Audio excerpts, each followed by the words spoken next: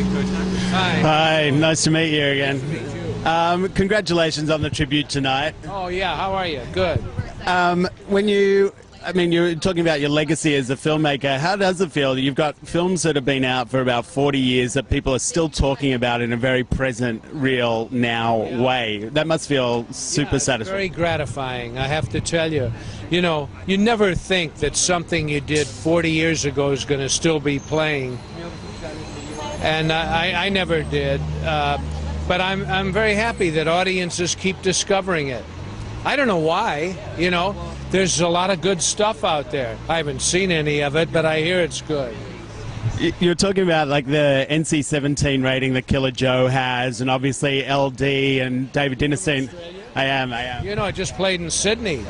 The reviews are great. Yeah. You see any of the reviews? I haven't read the reviews out of Sydney, no. Yeah, they're wonderful. The Sydney Film Festival. So I know you spent a fortune at the time getting cruising, you know, back to an R rating.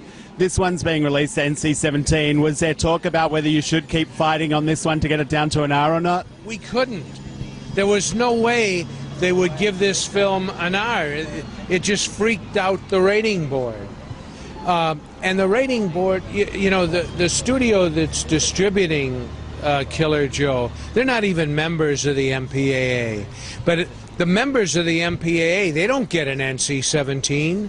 Name another NC-17 picture except Shame, which one of the art divisions of one of the studios bought. They didn't make it. But a studio-made film doesn't get an NC-17 because the ratings board is a self-governing body. It's ridiculous. But is it also kind of exciting knowing that you get to release, like other films of yours have come out with different cuts at different times, that you get to release this kind of uncut, your vision straight out of the box? Well, The Exorcist was uncut. The ratings board then didn't ask for one frame, and they gave it an R after seeing it a half hour after they saw it.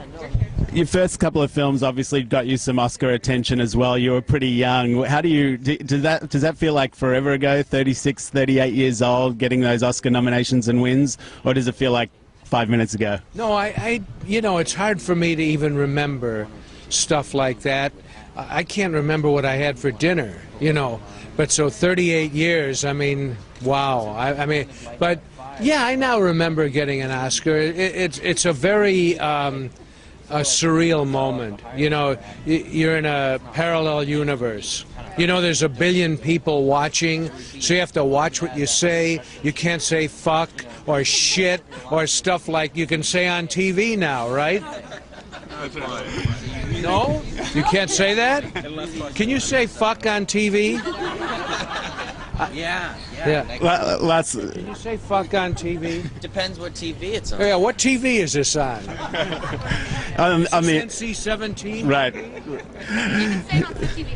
Okay. So final question. You know, a lot of people obviously look up to you and your work. They shouldn't.